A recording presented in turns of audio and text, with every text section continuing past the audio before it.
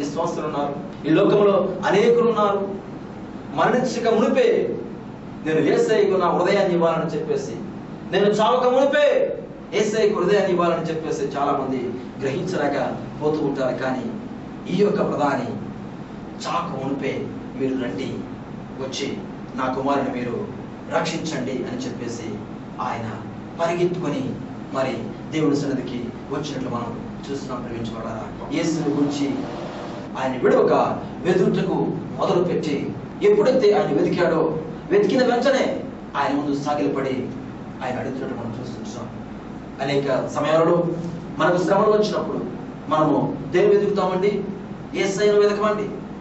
యేసయ్యను వెతకకుండా అనేక రీతులుగా అనేక విధాలుగా మనం వెళ్తూ ఉంటాం. కానీ ఈ యొక్క ప్రధాని మాత్రము ఎవరిని వెతుకుతున్నాడంటే యేసయ్యను వెతుకుతున్నాడు. ఎందుకంటే యేసయ్యను ఎవరు అడిగినా సరే, యేసయ్యను ఎవరు అర్పించినా సరే, అయ్యా మాకు సహాయం చేయండి ప్రభువా, మేము ఈ స్థితిలో ఉన్నాము అని అడిగితే వారు ఎవరైనాను సరే దేవుడు వారికి సమాధానం ఇచ్చేవాడిగా ఉన్నాడు. దేవునికి స్తోత్రములు. వారికి సమాధానం ఇచ్చేవాడిగా ఉన్నాడు. అయితే నువ్వెవరు నాకు తెలియదని చెప్పి యేసయ్య చెప్పలేదు, నువ్వు ప్రధానివి కదా అని చెప్పలేదు. కానీ ఆయనతో చెప్పాడు ఏమిటంటే నీవు ధైర్యంగా ఉండమని చెప్పాడు. ఒక మాట చూద్దాం. 50వ వచనం చూసినట్లయితే, యేసు నీవు వెళ్ళుము, ప్రైజ్ ది లార్డ్. ఎప్పుడైతే అతనిలో ఉన్నటువంటి ఆవగింజంత విశ్వాసం 25 మైళ్ళు ఆయన ప్రయాణం చేసి ఆ కొండల ప్రాంతంలో ప్రయాణం చేసి యేసయ్య వద్దకు వెళ్ళి యేసయ్య వద్ద తన కుమారుని బ్రతికించమని, నా కుమారుడు చావు మునిపే బ్రతికించమని చెప్పేసి అర్థించినప్పుడు ఆయన చెప్పిన మాట ఏమిటంటే నీ కుమారుడు బ్రతికి ఉన్నాడు. మన దేవుడు బ్రతికించే దేవుడు అండి. మన దేవుడు మృతులను సైతంగా సజీవుడుగా లేపగల శక్తివంతుడండి. మనిషి ఏ వ్యాధితో ఉన్నను, ఏ రోగంతో ఉన్నను, ఏ బలహీనతో ఉన్నను దేవుడు వారికి శక్తినిచ్చే దేవుడు, బలమునిచ్చే దేవుడు, మన జీవితాలలో ఆశ్చర్యకార్యములు చేసే దేవుడు. కనుక విన్నాడు, విన్న వ్యక్తి విడిచిపెట్టకుండా మరి కానానులో చేసినటువంటి ఆ గొప్ప కార్యము నా కుమారుడిగా చేయడా అని చెప్పేసి విశ్వసించాడు. కనుక విశ్వసించినటువంటి ఆ యొక్క వ్యక్తి అలా దేవుడు చేసిన కార్యం ఏమిటంటే నీవు వెళ్ళుము, నీ కుమారుడు బ్రతికి ఉన్నాడు. దేవునికి స్తోత్రములు. బ్రతికి ఉన్నాడని నమ్మి వెళ్ళిపోయాను. ఆ మాటను తీసుకున్నాడు. యేసుక్రీస్తు మాట్లాడిన మాటను గట్టిగా పట్టుకుని ఆ మాటను తీసుకుని, ఈ మాట నా బిడ్డను బ్రతికిస్తుంది, ఈ మాట నా బిడ్డకు జీవం ఇస్తుంది, ఈ మాట నా యొక్క బిడ్డ ఎటువంటి స్థితిలో లేవనెత్తగలనని చెప్పేసి అతను ఆ యొక్క మాటను పట్టుకొని ఎంతో విశ్వాసంతో ఆ రోజు ఒక నిప్పుగా ఉన్నటువంటి ఆ యొక్క విశ్వాసం ఏమైందంటే అగ్నిగా తయారైందని దేవునికి స్తోత్రములు.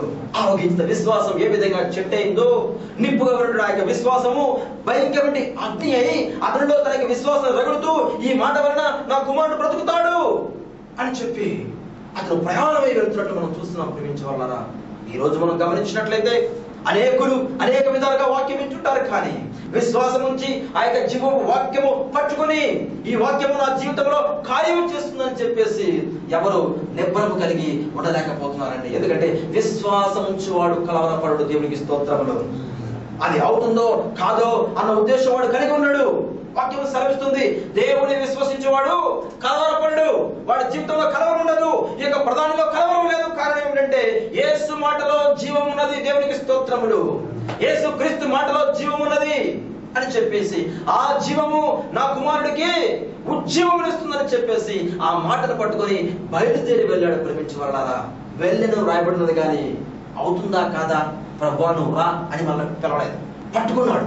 ప్రేమించి వాళ్ళరా, ఎంతమంది ఈరోజు ఆ మాటను పట్టుకుని ఉంటున్నాం? ఎంతమంది ఆ యొక్క వాక్యందు మనం విశ్వాసం ఉంచినాం? ప్రేమించి వాళ్ళరా, అతని నుండి విశ్వాసం నిప్పు ఏమైందట అగ్నిగా మారింది. తనలో రగులుతుంది. ఆయన ఎంతో సంతోషంగా వెళ్తున్నాడు. అతనిలో ఏమాత్రము అలజడి లేనే లేదు. ఎందుకంటే విశ్వాసం ఉంచువాడు ఏమి కాడు, కలవరపడు. యేసుక్రీస్తు ప్రభు ఎందుకంటే తన వద్దకు వచ్చి వారిని దేవునికి స్తోత్రములు.